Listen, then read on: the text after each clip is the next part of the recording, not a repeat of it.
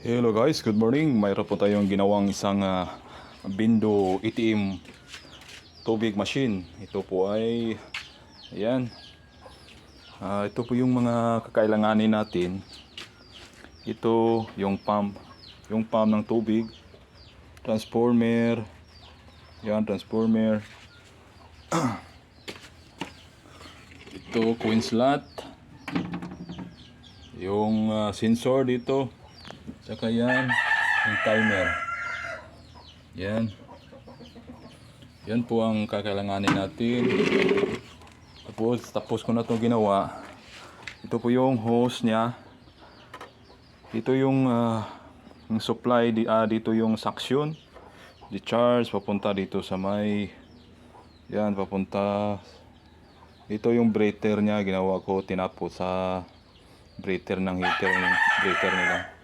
At yan, minodified ko na yan kasi yan, lagyan ko ng screw para hindi na ma-post yung takip. Ayan po, working na po ito. Pinatigas ko lang yung sealant dito sa may breather. At ititesting natin mamaya. At dito po yung mga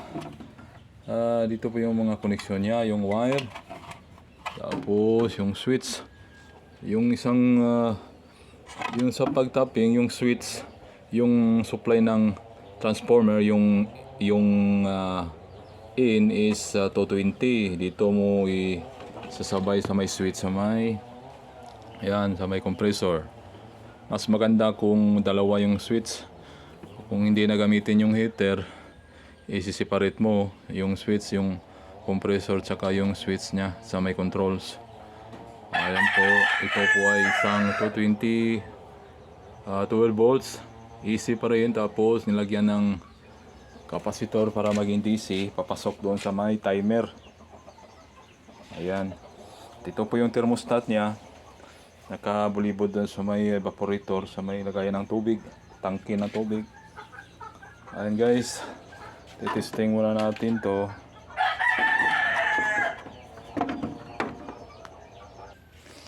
Ayan guys, nilagyan na natin ng tubig for testing po ito. Ayan, naka-on na po yung power niya, pero hindi pa naka-on yung controls dahil sinama natin doon sa may switch ng compressor. On natin. Ayan, umandar yung compressor. Ayan, umilaw na yung indicator ng compressor. Yun, sa may coin slot. Yan. Lagyan natin ng piso.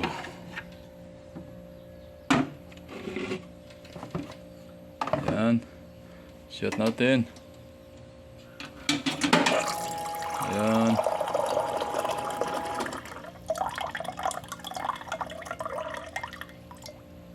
Ayan.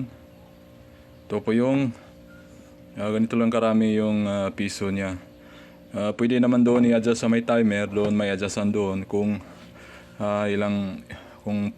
kung gusto nyo na madamihan, i-adjust nyo lang kung paramihan nyo, i-adjust nyo clockwise. Pag babaan nyo konti, counterclockwise lang yung ikot ng adjustment doon. Ayan, ulit natin. Ayan guys. Ayun.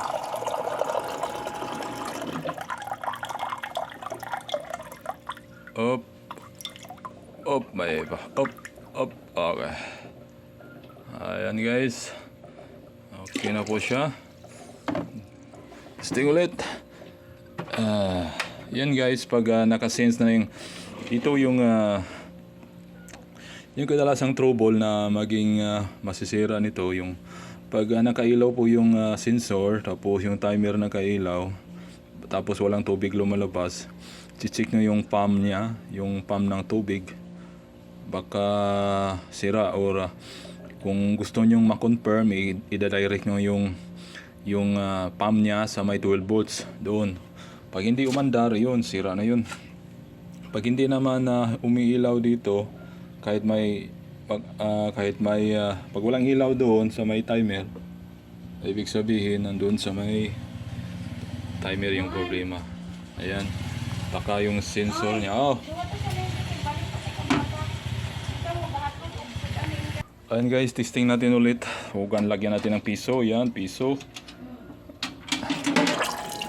Ayan. Ayan guys, okay na po siya. Up. Up. Okay. Okay guys, hanggang dito lang po ako. Sana paki-like and share at saka subscribe para ma-update po kayo sa mga bago kong video. Sa mga susunod natin, yung troubleshooting yung ipopost natin. Ayan guys.